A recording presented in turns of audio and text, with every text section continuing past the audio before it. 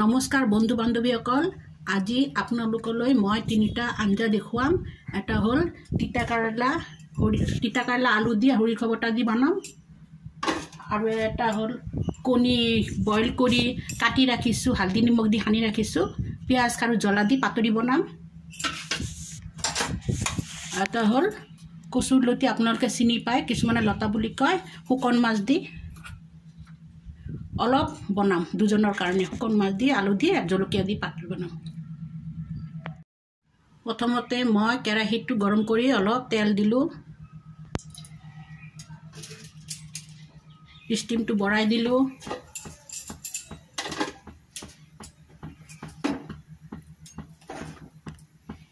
কেইটামান পাঁচফোৰণ দিলোঁ, পাঁচফোৰণটো অলপ ভাজি লওঁ।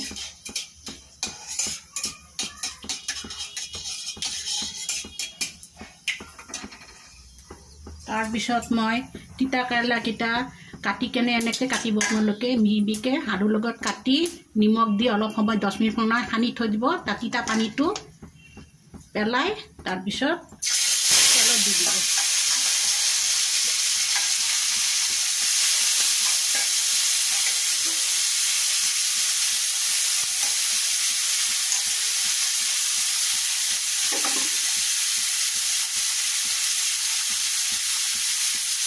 আধা চামুচ নিমখ,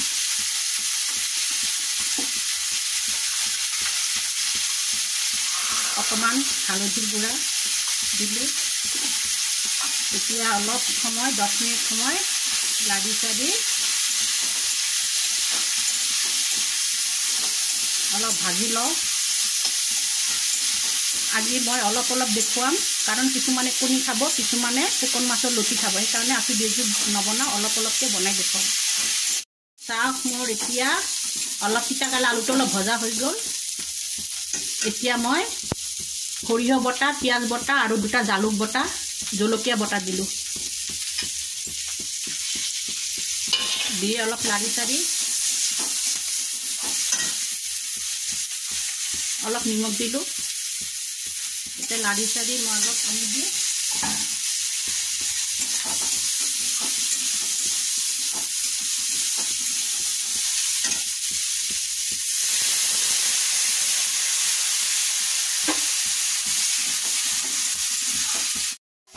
এতিয়া সামান্য পানী দি অলপ ঢাকোন 10 মিনিট সময় ঢাকোন দি থলোঁ। হৈ গ'ল। এতিয়া মই নমাই ল'লোঁ। এতিয়া মই কেৰাহীটোত তেল দি অলপ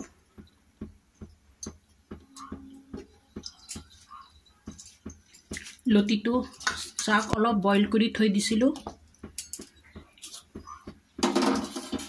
শুকান মাছকেইটা দিলোঁ, পৰিমাণ অনুযায়ী অলপ নিমখ দিলোঁ, কুচি মিহি কৰি থকা পিঁয়াজবিলাক দিলোঁ, অলপ নহৰু বটা দিলোঁ,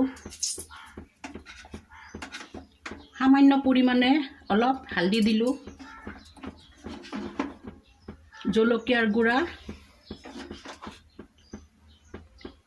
এইখিনিমান দিলোঁ। এতিয়া অলপ কেঁচা তেল দি মই শুকান মাছৰ লগত পিঁয়াজ জলকীয়া আৰু অলপ হালধি নিমখৰ লগত লতাবিলাক মাখি লওঁ। এতিয়া মই তেল অলপ গৰম হোৱাৰ পিছত লতিবিলাক দি দিলোঁ তেলত।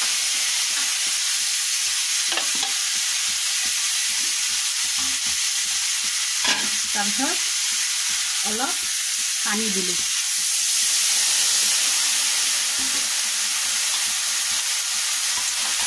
তাৰপিছত লাৰি দিলোঁ। পানী বেছি নিদিব।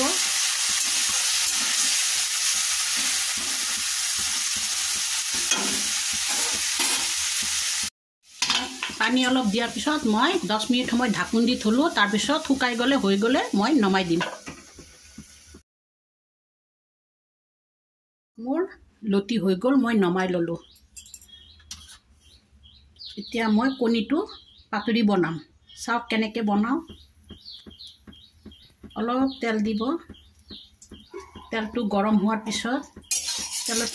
পিছত কণীকেইটা অলপ ভাজি লওঁ, হালধি নিমখেৰে কাটি থকা কণীকেইটা ভাজি লওঁ।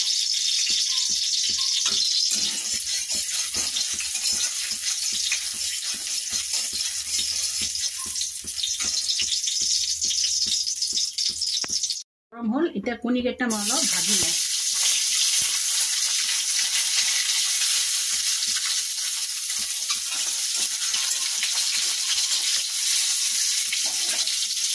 বেছি নাভাজো কাৰণ জোল নবনাওঁ, অলপ শুকনকৈ পিঁয়াজ আৰু জলকীয়া আৰু হালধি দি শুকনকৈ পাচলি নিচিনা বনামতো, সেইকাৰণে বেছি নাভাজো, অলপ ভাজিম। চাওক মোৰ কণীকেইটা অলপ ভজা হৈ গ'ল। এইটো কেৰাহীটো যে অলপ তেল আছিল আৰু তেল নিদিওঁ, এতিয়া পিঁয়াজ কুচি কাটা পিঁয়াজবিলাক দি দিম তেলত। বেছিকৈ অলপ পিঁয়াজ দিব কাৰণ এইটো শুকন হ'ব, একো মছলা নিদিওঁ, অলপ নিমখ দিম।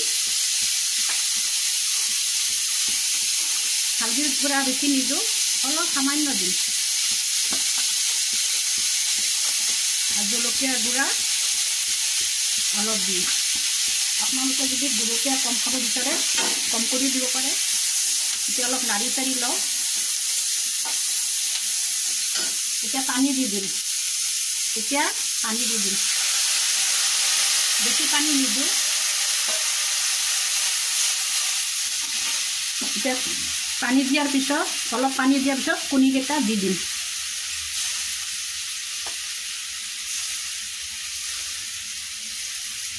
দিয়াৰ পিছত ষ্টিমটো অলপ কমাই ৰাখি কেঁচা তেল অলপ ওপৰত দি দিওঁ। বেছি নালাগে, অলপ দিলে হ'ব, কাৰণ এইটো মছলা নালাগে, খালি জলকীয়াৰ গুড়া হওক বা বটা জলকীয়াও খাব পাৰে আপোনালোকে। পিঁয়াজ কুচি বেছিকৈ দিব আৰু হালধি অলপ সামান্য আৰু নিমখ দি, পাৰিলে ধনিয়া পাত দি নমাই দিব। আধা ঘণ্টামান পিছত যেতিয়া আমাৰ কণীটো হৈ যাব তেতিয়া নমাই ল'ম। ঢাকোন দি থলোঁ। এতিয়া মোৰ কণী পাতৰিটো হৈ গ'ল, একদম পিঁয়াজ মিহি হৈ একদম গলি গ'ল, শুকাই নমাই দিলোঁ। এইটো পাতৰি বুলি কয়। এইটো মোৰ শুকন মাছ লতি দি বনাইছিলোঁ। এইটোত সৰিয়হ বটা আৰু জলকীয়া বটা দি তিতা কেৰেলা আলু দি বনাইছিলোঁ। এইটো ৰাতিপুৱা আলু ভাজিছিলোঁ আৰু এইটো শুকন মাছ দি আৰু এটা আঞ্জা বনাইছিলোঁ, ৰাতিপুৱা দেখুওৱা হোৱা নাই। এইটো জিকা আলু বেঙেনা দি বনাইছিলোঁ। ভিডিঅ'টো যদি ভাল লাগি থাকে, ভাল লাগিলে লাইক কৰিব, শ্বেয়াৰ কৰিব, ছাবস্ক্ৰাইব কৰিব আৰু বেল আইকনটো দবাই দিব আৰু কমেণ্ট বক্সত কমেণ্ট কৰি জনাই দিব।